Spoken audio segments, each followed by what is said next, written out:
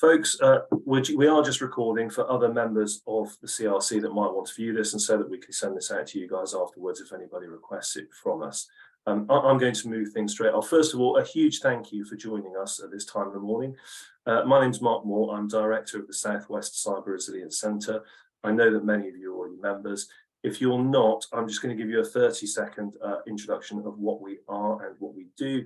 We are a Home Office funded, police-led organisation. So this is not a sales call in any way, shape or form. We are here to try and make you, small businesses and charities around our region, safer from the threat of cybercrime. So it's a very altruistic mission, and it's one that we try as hard as we can never to charge any of our members a penny for. That said, we do have a really interesting offer in a team of expert students who are all trained to deliver technical services. And I'm really pleased that we have one of those on the call list today, Sophie Powell from Warwick. Sophie is a third-year student with the National Cyber Resilience Centre Group, delivering services across the country. So we've asked her today to come and talk to all of us about some of the technical side of things, about websites, which many of us depend on for our businesses, how those are attacked, and actually what we can do about it. And in what is a fairly technical subject, we're going to attempt to demystify things and give you some clear to-do lists so that you can make things a little safer at your end. So the overview is 20 minutes, 25 minutes or so for the presentation, and a few minutes afterwards for Q&A. And of course, as we go along, please do put any questions into the chat box so that I can help to marshal them and have them ready. I think that's probably it from me. Sophie, I'm going to hand over to you if I may. So thank you for joining us too. No worries. How's my audio? If any of you are struggling with it, please just tell me. I think there's a sweet spot somewhere around my microphone, and I'll just stay still for the next 25 minutes. But let me share my screen quickly, and then I'll do a bit introduction about who I am and myself. Give me 2 seconds to do the technical part of this.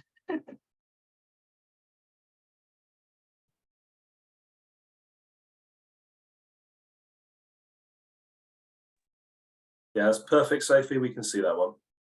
No, that's what I love to hear. And I need to get rid of that taskbar a second. But I need to put them up here. How does that? Do I get rid of that? Mark, do you have any idea how to collapse the taskbar at the top of Zoom? No, but we're good. I mean, we can see your slides perfectly well, so I think probably good to crack on, actually, if you're happy. Okay. Yeah, no, that's absolutely fine. So, good morning, everybody. Oh, that's not the slide I wanted. My name is Sophie Powell, and as Mark introduced me, I'm a third-year student at the University of Warwick. I'm actually from the West Midlands Resilience Centre. I'm not from the Southwest, but as I live in the Southwest, I am here with you today to help you understand essentially how hackers will attack your website. So hopefully it should be really fun and interesting. There's technical and non-technical parts. We try to kind of make it understandable for all. There's lots of different ways you can understand this and lots of different examples for you to get involved with. So hopefully that will be useful for you. So I'm just going to see if I can do something a second. So I've got...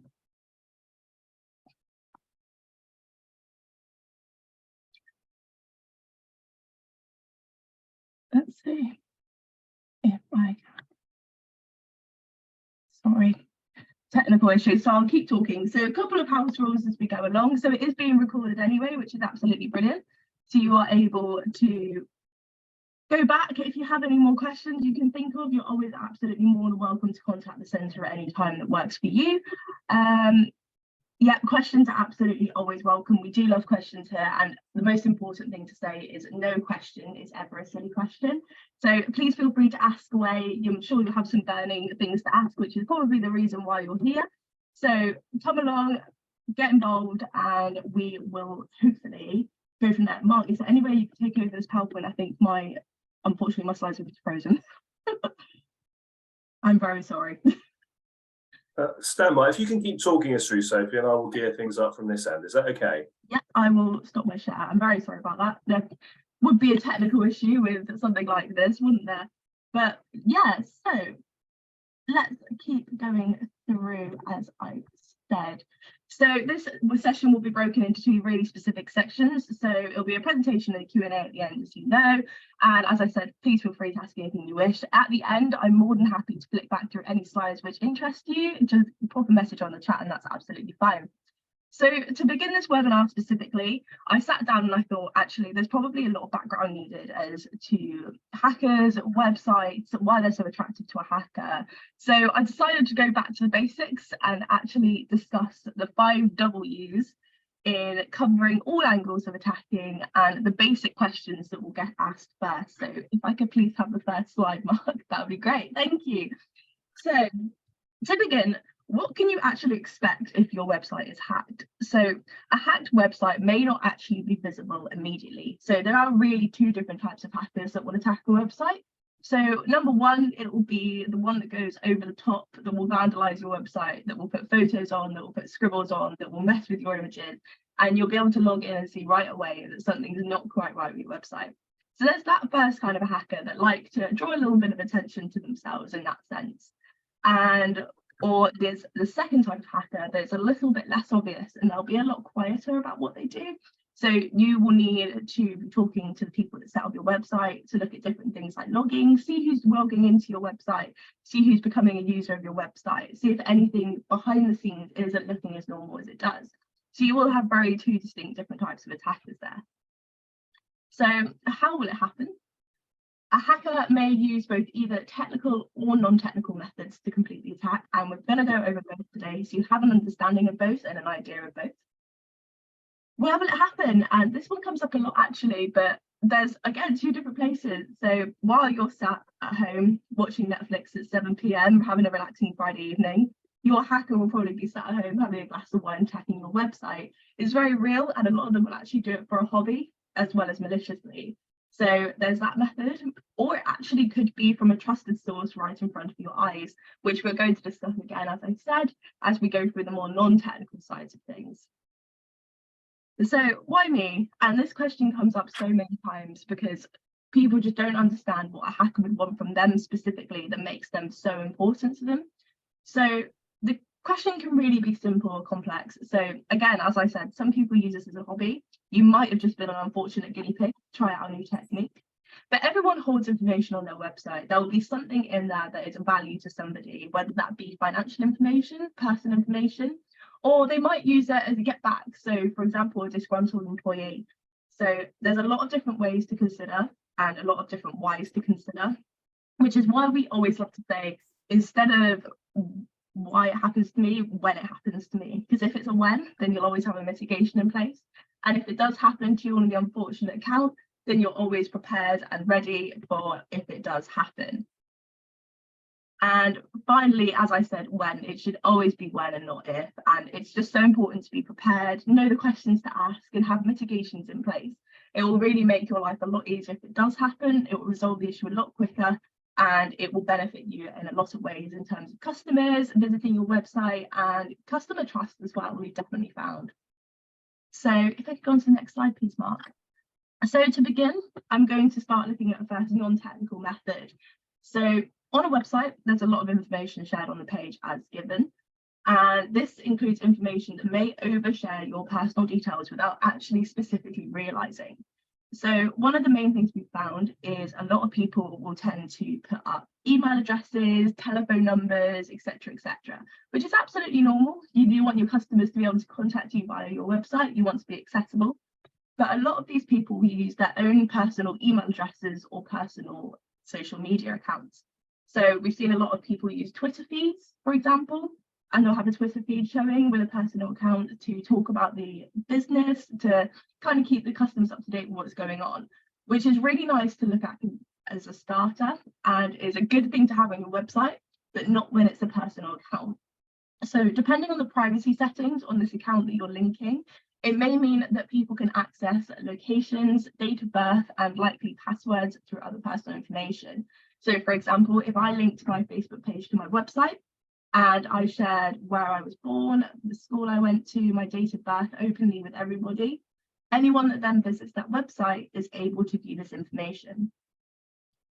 So furthering this point, contact details, as we said, are commonly found on a website. So as they said, email addresses and are already there. And a lot of people use these for usernames. So it's not uncommon to have a username as your email address.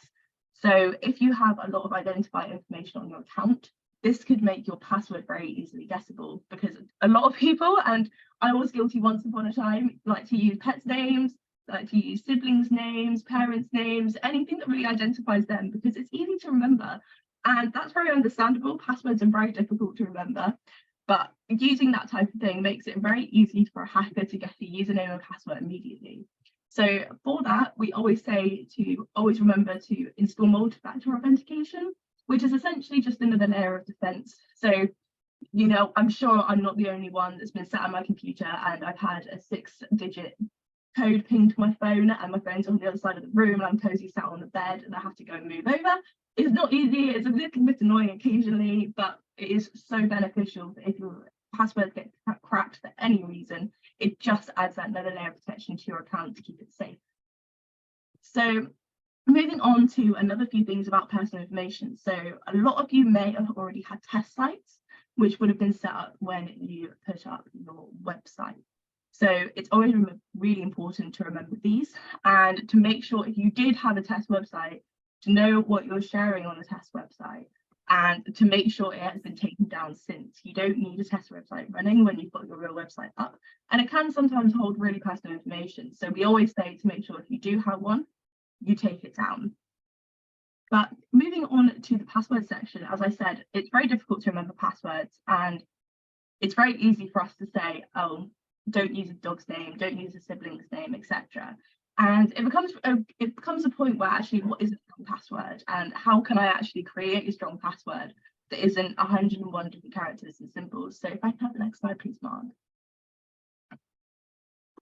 So I think you want the password one, yeah? Yes, please. Yeah. So the NCSC, which is the National Cyber Resilience Centre, gives these password guidelines and they're absolutely brilliant. We all use them, they're brilliant, and the amount of time to brute force them actually is not on the scale at the moment as per the new technology to date. So they recommend using 3 random words.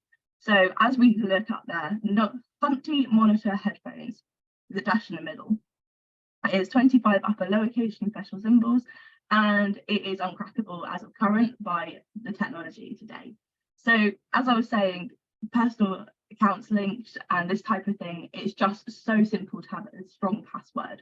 And you can use any 3 random words you like. You can look around your room right now, see 3 random things and have that as your password, as long as you choose a symbol to go in the middle of them and have an uppercase in there. It's nice and easy and it's simple. But the only thing we do say is, for example, I know I'll keep going back to dogs, but if you do have 3 dogs, please don't use your 3 dogs' names. They're too identifiable specifically to yourself, as tempting as it might be. But always use 3 random words and you will be absolutely fine. So if I could move on, please. So as I said, personal sensitive information. So as I was saying about the test site, you want to make sure that if these were up, you have them down and they don't have any identifiable information on you. So the other thing to speak about is actually version numbers. So again, this might not be your responsibility depending on who set up your website, but we always say it's good to know the questions that you should be asking, and it's good to have an understanding actually of what should be having done, and then you can ask the question to your website provider. So version numbers are really key. So you will use software in your website, and sometimes we're all guilty of it. That might not be quite up to date because the update takes 8 hours and we don't have 8 hours of the day to turn our laptops off. But making sure that version number can't be seen by anyone, which is called obfuscating, basically means that if it is outdated and there is a way a hacker can get in using that version number, then this just mitigates the fact that they're less likely to do so because they haven't seen that you're using the outdated version, so they're less likely to try it. It's a really simple mitigation to do, but it really protects you in the long run. And finally, source codes. So anyone can view a source code of a website. So if you go onto any website after this call and right click and press view source code, you go in and you can see basically website titles, website names, but sometimes people are actually been known to hold usernames and passwords in that state. So I've been into a source code of a website and I've seen an admin password, username and a password, and from that you are able to log in really easily. Again, it might not be your responsibility, but it's really good to know. Have a nosy, go and have a look at a website. Obviously, if you find any information, please report it. But it's a good way of understanding exactly what it is. And the example Wikipedia source code on the screen here. So you have the title and the contents page and little bits like that. And so that was a lot. But what can you actually do specifically to protect yourself? Mark, if you can. Thank you.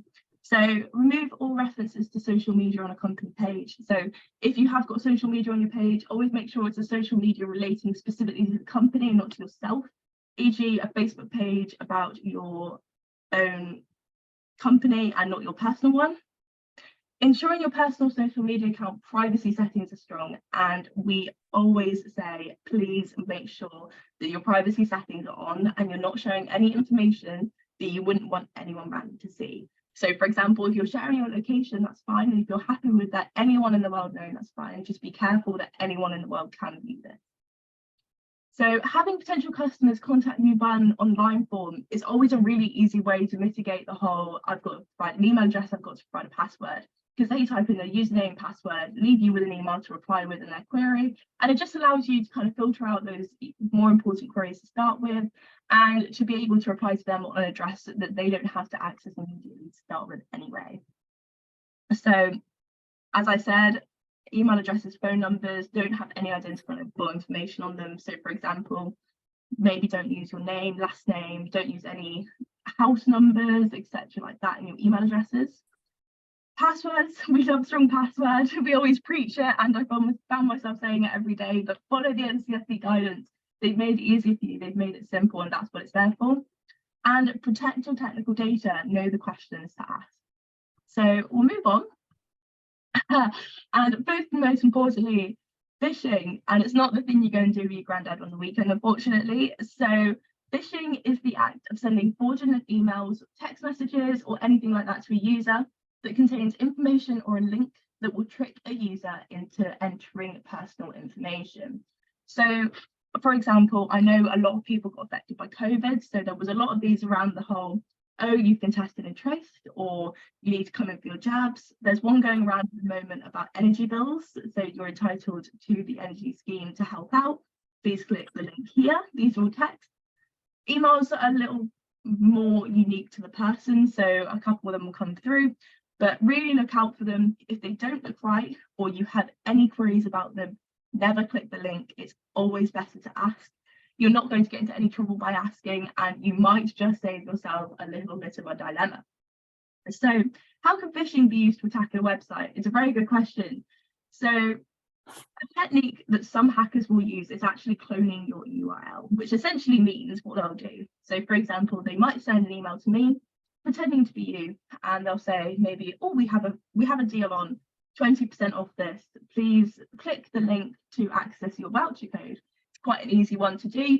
If I like your company, the likelihood of me clicking on the 20% voucher is very high, especially as a student. You know, you've got to save where you can. So I'll click that link, but the actual link they send isn't actually to your website, it's to a clone of your website. So what that will mean I do is I will go into that website and use my username and my password, maybe my email address as my username, to log into that account. And they will then be able to access my username and password, and they obviously won't be an actual real voucher, and therefore I have just been breached. So it happens occasionally, and it can allow a hacker to access a lot of personal information very quickly, which may result in a loss of reputation and business. So if I come next slide, please. So it's always really important to kind of think about how you are directing potential customers to use your website. So if you are sending out advertisement emails, or you have a sign-up list, instead of sending out that link, always make sure you're directing them to log into your account through Google. They're always going to be able to log in. They're always going to be able to access the username and password, and typing it on Google may take them 2 seconds longer, but is much more the safer method to make sure that what they're doing is secure. So if the advertising isn't online, that's fine. So just make sure you have the telephone number or the email out in the poster or the little business card or whatever. That's absolutely fine. And it just means they're accessing your website. They know they're accessing your website.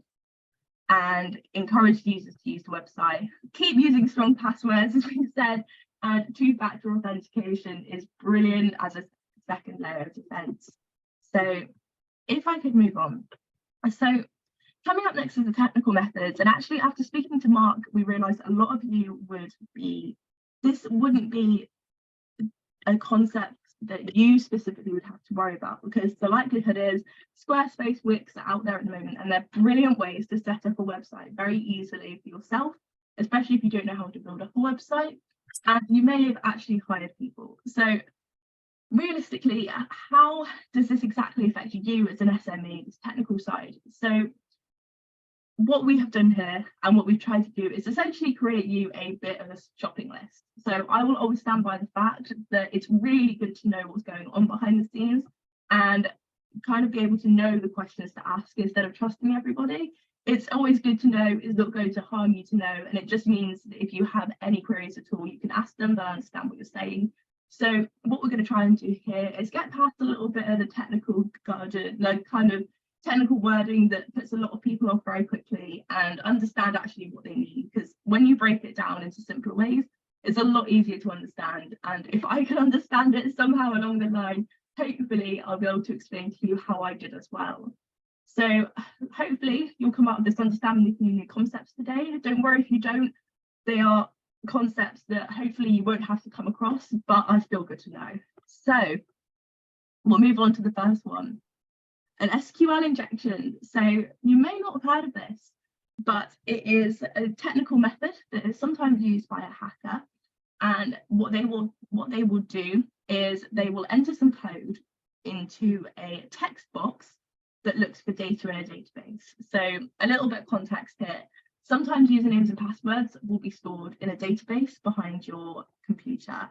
So, and this is what they'll be trying to get. So this little piece of code I have in front of me here is essentially saying, please output to me all the usernames and the passwords in the database. So let's have a look.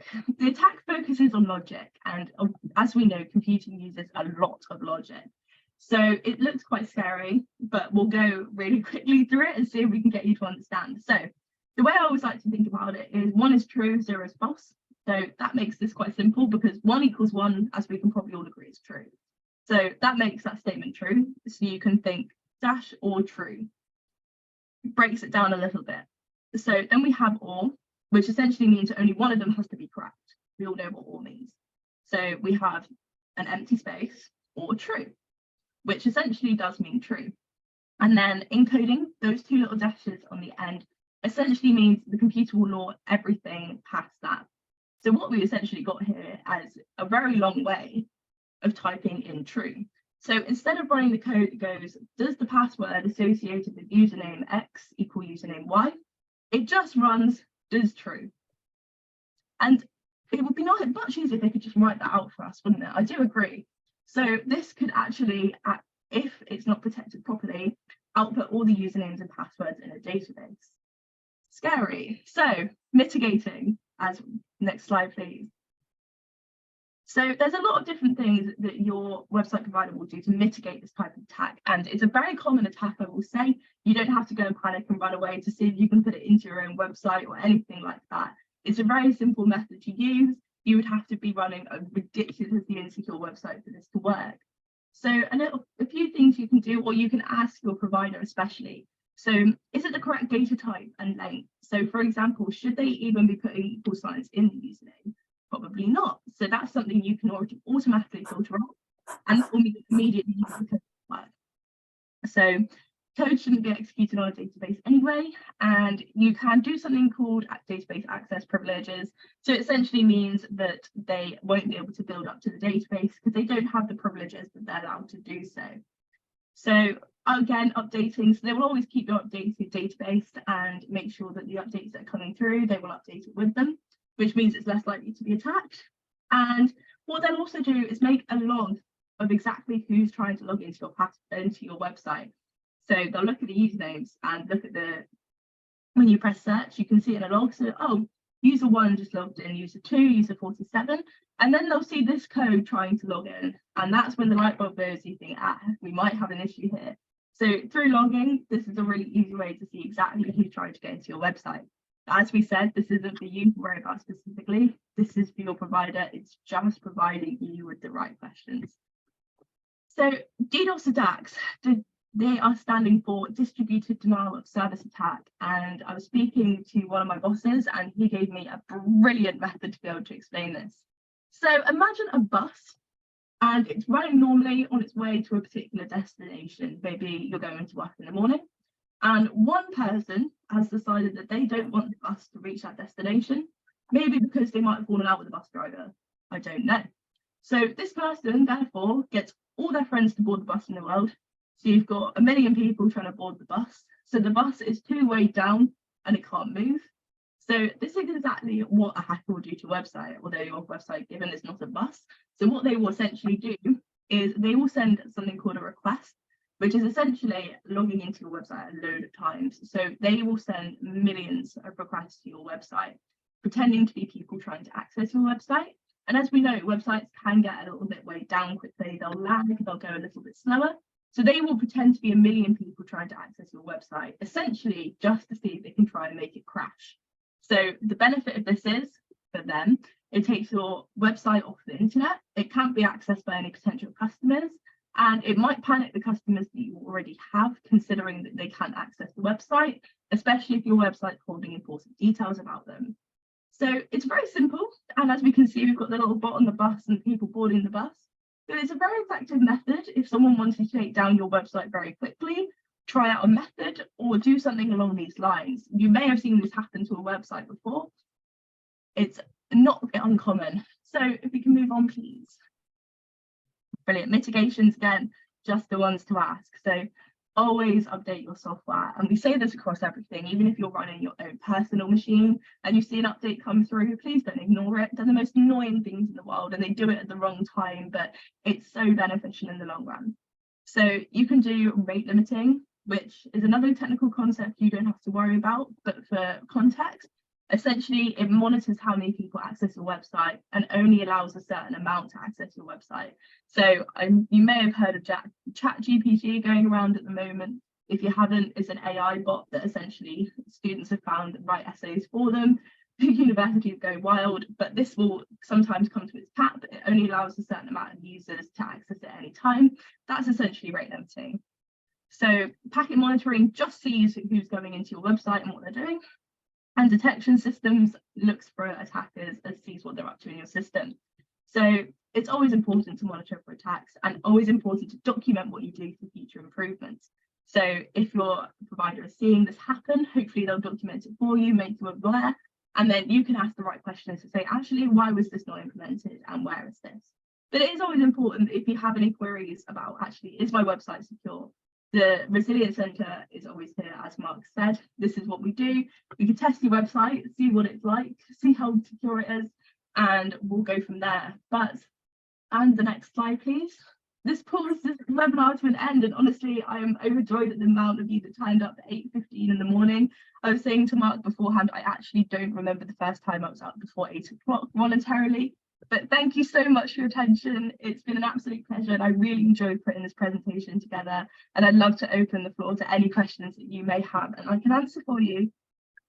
Thank you so much, Sophie. That's really, really helpful. A great summary there of what's going on. So I'm going to invite anybody that wants to jump in, raise a hand and please do. Failing that, I'm looking through the chat to see if there are any questions that we want to raise. Anybody wants to jump in first of all? Okay, so I'm going to look through some of the chat from Andrew then. I'm a user of MFA from banks, credit cards, etc. I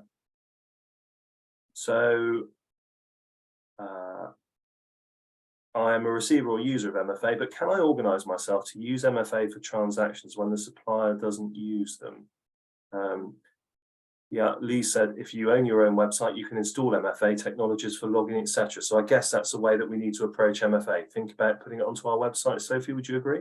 Yeah, absolutely. It's so annoying, but it's such an easy layer of defense. If your password gets breached for any reason, it will just add that extra part for the attacker that, oh gosh, I have to do this. And that's exactly what you want them to think.